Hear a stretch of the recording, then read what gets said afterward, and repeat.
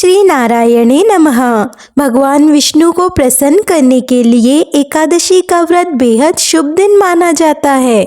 इस दिन भक्त व्रत रखते हैं, सत्यनारायण कथा कराते हैं और विभिन्न पूजा अनुष्ठान का पालन करते हैं।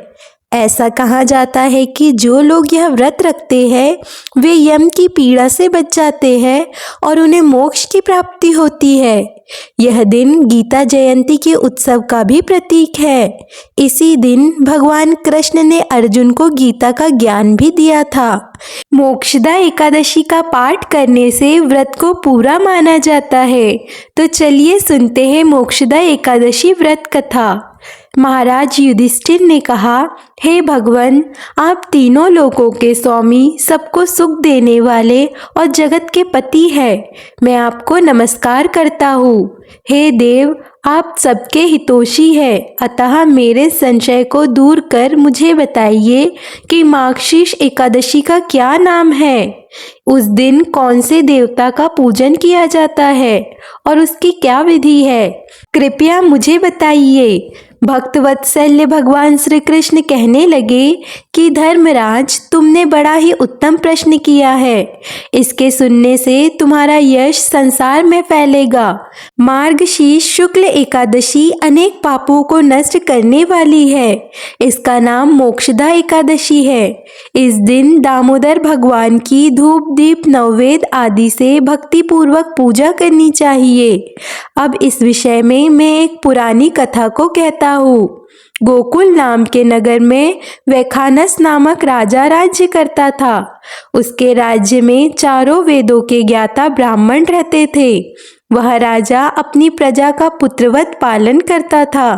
एक बार रात्रि में राजा ने एक स्वप्न देखा कि उसके पिता नरक में हैं। उसे बड़ा आश्चर्य हुआ। प्रातः वह विद्वान ब्राह्मणों के पास गया और अपना स्वप्न सुनाया। कहा कि मैंने अपने पिता को नरक में कष्ट उठाते देखा है। उन्होंने मुझे कहा कि हे पुत्र, मैं नरक में पड़ा हूँ, यहाँ से तुम मुझे मुक्त कराओ। जब से मैंने ये वचन सुने हैं तब से मैं बहुत बेचैन हूँ। चित्त में बड़ी अशांति हो रही है। मुझे इस राज्य, धन, पुत्र, स्त्री, हाथी, घोड़े आदि कुछ में भी सुख प्रतीत नहीं होता। क्या करूँ? राजा ने कहा, हे ब्राह्मण देवताओं, इस दुख के कारण मेरा सारा शरीर जल रहा है। अब आप कृपा करके कोई तप, दान, व्रत आदि ऐसा उपाय बताइए जिससे मेरे पिता को मुक्ति मिल जाए। उस पुत्र का जीवन व्यर्थ है जो अपने माता पिता का उद्धार न कर सके। एक उत्तम पुत्र जो अपने माता पिता तथा पूर्वजों का उद्धार करता है वह 1000 मूर्ख पुत्रों से अच्छा है। जैसे एक चंद्रमा सारे जगत में प्रकाश कर देता है परंतु 1000 तारे नहीं कर सकते। ब्राह्मणों ने कहा, हे राजन, यहाँ पास ही भूत भविष्य वर्तमान के ज्ञाता पर्वत ऋषि का आश्रम है। आपकी समस्या का हल वे जरूर करेंगे। ऐसा सुनकर राजा मुनि के आश्रम पर गया। उस आश्रम में अनेक शांत चित्त योगी और मुनि तपस्या कर रहे थे। उसी जगह पर्वत मुनि बैठे हुए थे। राजा ने मुनि को साष्टांग दंडवत किया। मुनि ने राजा से सांगोपांग कुशल पूछी। राजा ने कहा कि महाराज, आपकी कृपा से मेरे राज्य में सब कुशल है, लेकिन अकस्मात मेरे चित्त में अत्यंत अशांति होने लगी है। ऐसा सुनकर पर्वत मुनि ने आंखें बंद की और भूत विचारने लगे। फिर बोले, हे राजन, मैंने योग के बल से तुम्हारे पिता के कुकर्मों को जान लिया है।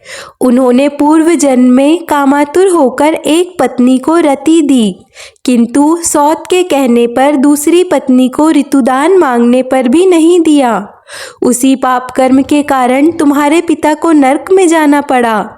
तब राजा ने कहा, इसका कोई उपाय बताइए। मुने बोले, हे राजन, आप मार्गशीर्ष एकादशी का उपवास करें और उस उपवास के पुण्य को अपने पिता को संकल्प कर दे। इसके प्रभाव से आपके पिता की अवश्य नरक से मुक्ति होगी। मुने के ये वचन सुनकर राजा महल में आया और मुनि के कहे अनुसार कुटुंब सहित मोक्षदा एकादशी का व्रत किया। इसके उपवास का पुण्य अपने पिता को अर्पण कर दिया। इसके प्रभाव से उसके पिता को मुक्ति मिल गई और स्वर्ग में जाते हुए वे पुत्र से कहने लगे, हे पुत्र, तेरा कल्याण हो। यह कहकर स्वर्ग चले गए। मार्गशीर्ष मास के शुक्ल पक्ष की मोक्षदा एकादशी का जो व्रत करते हैं उनके समस्त पाप नष्ट हो जाते हैं। इस व्रत से बढ़कर मोक्ष देने वाला और कोई व्रत नहीं है। इस कथा को पढ़ने या सुनने से वायपेय यज्ञ का फल मिलता है। यह व्रत मोक्ष देने वाला तथा चिंतामणि के समान सब कामनाएं पूर्ण करने वाला है। आज की कथा आपको पसंद आए तो वीडियो को लाइक कर दीजिए और ऐसी ही कथाओं के लिए चैनल को सब्सक्राइब कर लीजिए।